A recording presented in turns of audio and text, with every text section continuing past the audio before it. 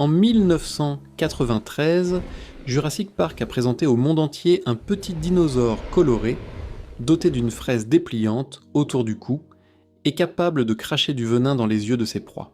Cette scène a terrifié des millions de spectateurs. Il y a juste un problème, elle est entièrement inventée. Le vrai Dilophosaurus n'avait ni fraise, ni venin, ni cette taille miniature. Il mesurait près de 6 mètres de long. Il pesait entre 400 et 500 kg. Et il vivait 65 millions d'années avant que le T-Rex n'existe. Alors qui était vraiment ce prédateur que Hollywood a transformé en jouet de foire? Aujourd'hui, on démonte tout, et ce qu'on va découvrir est bien plus fascinant que la fiction.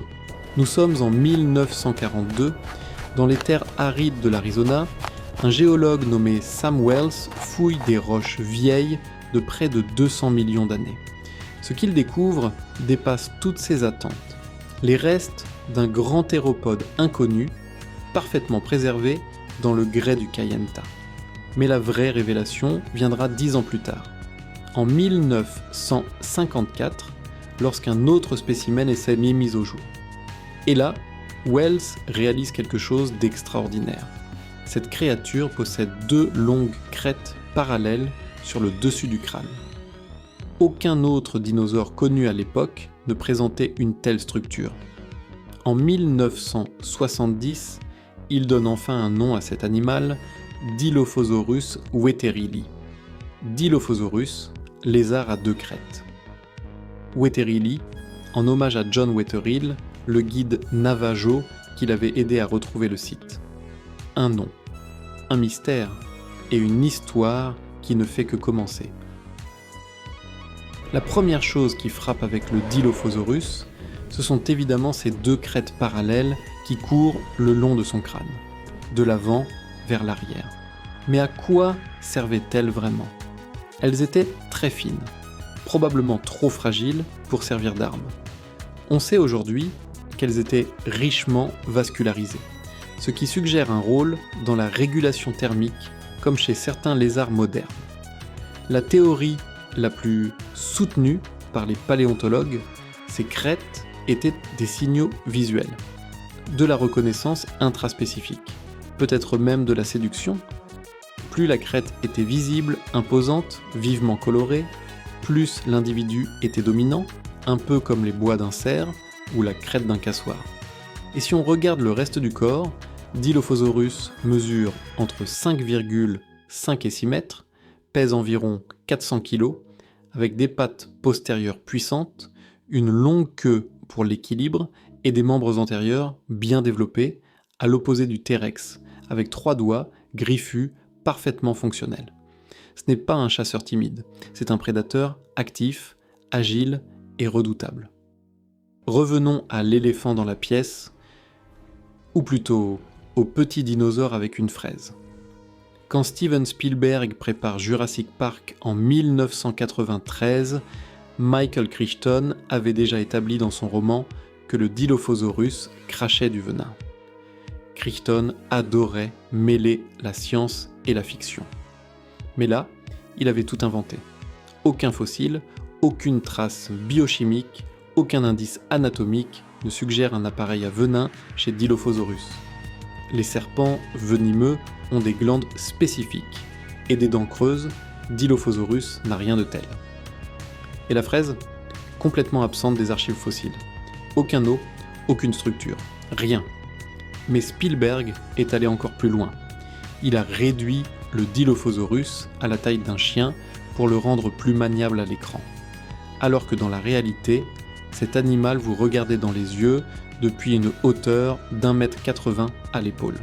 Résultat, pendant 30 ans, des millions de gens ont cru connaître ce dinosaure, alors que le vrai Dilophosaurus, imposant, élégant, sophistiqué, restait dans l'ombre, ignoré. Maintenant que le mensonge hollywoodien est démoli, posons la vraie question, comment chasser vraiment le Dilophosaurus? C'est là que ça devient complexe.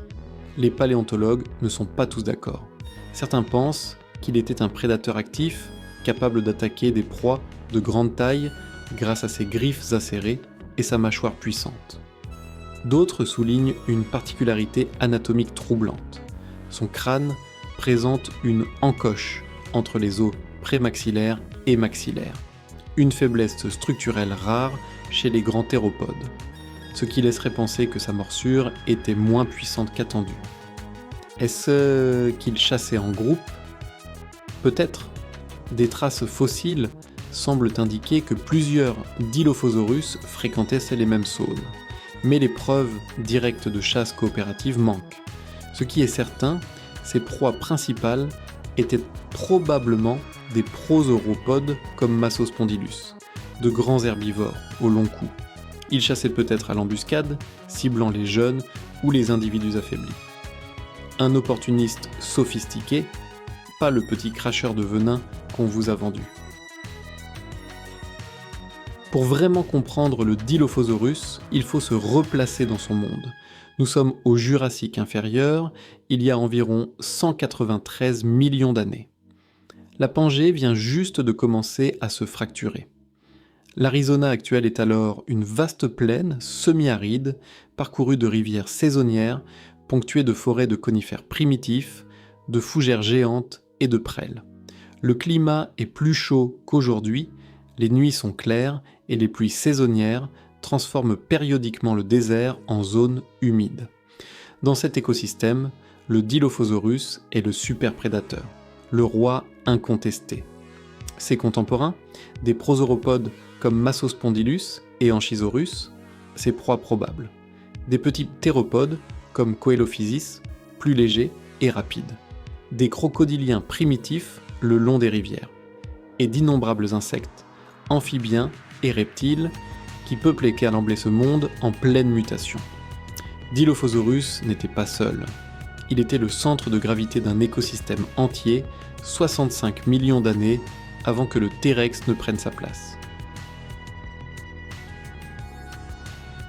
L'histoire fossile du Dilophosaurus continue de nous surprendre. Depuis les spécimens originaux de l'Arizona, des restes ont été retrouvés en Chine, suggérant que ce genre de théropode avait une distribution géographique bien plus large qu'on ne le pensait, profitant des connexions terrestres offertes par la Pangée encore partiellement intacte. En 2020, une étude publiée dans le Journal of Paleontology a réexaminé en profondeur tous les spécimens connus de Dilophosaurus. Et les conclusions ont changé la donne. L'animal grandissait très rapidement dans ses premières années. Ce qui explique pourquoi les premiers fossiles découverts étaient de taille réduite, créant la confusion pendant des décennies. Les juvéniles ressemblaient à un dinosaure différent, les adultes, eux, étaient massifs. Autre révélation, Dilophosaurus avait peut-être des capacités sensorielles remarquables, notamment un odorat développé et une très bonne vision, des indices neurologiques déductibles de la forme interne de son crâne. Un prédateur bien plus sophistiqué que le cinéma voulait vous le faire croire. Dilophosaurus occupe une place unique dans l'arbre évolutif des dinosaures. Il appartient au groupe des théropodes, les dinosaures bipèdes carnivores, dont descendent, au fil de centaines de millions d'années, tous les oiseaux actuels. Mais au Jurassique inférieur, l'arbre des théropodes en est encore à ses premières deux branches. Dilophosaurus se situe à la base des théropodes dits tétanourans, une ligne qui donnera naissance, beaucoup plus tard, aux Allosaurus, aux Spinosaurus, aux Tyrannosaurus. En d'autres termes, Dilophosaurus est une sorte d'ancêtre évolutif des plus grands prédateurs de l'histoire de la Terre. Ce qu'on voit chez lui, la bipédie efficace, les membres antérieurs fonctionnels avec griffes, la taille imposante pour son époque, c'est le prototype d'une formule évolutive qui va dominer la planète pendant 100 millions d'années. L'histoire des grands prédateurs terrestres commence ici. Pourquoi le Dilophosaurus fascine-t-il autant les paléontologues aujourd'hui ? Parce qu'il est à la fois bien connu et encore plein de mystères. Ces crêtes sont uniques, mais leur couleur, leur usage exact, leur évolution restent ouverts à débat. Sa mécanique de chasse reste controversée. Et surtout, il illustre parfaitement un problème récurrent en paléontologie, la contamination culturelle. Quand un film ou un roman présente une créature de façon erronée, cette image fausse colonise le cerveau collectif pendant des générations. Combien de gens savent que le vrai Dilophosaurus n'avait pas de fraises ? Probablement très peu. Donc c'est pour ça que la science a une obligation de rattrapage.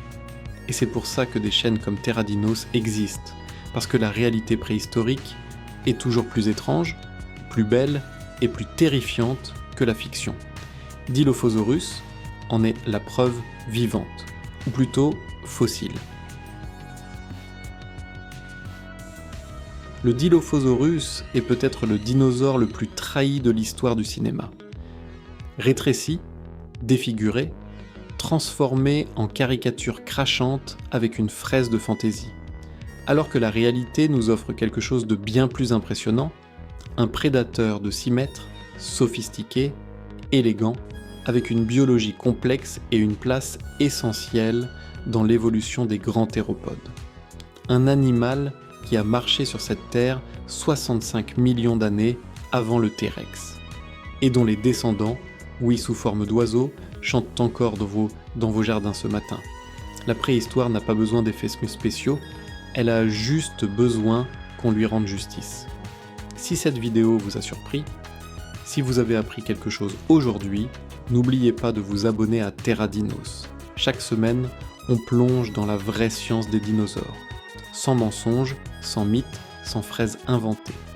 Le prochain géant préhistorique vous attend déjà.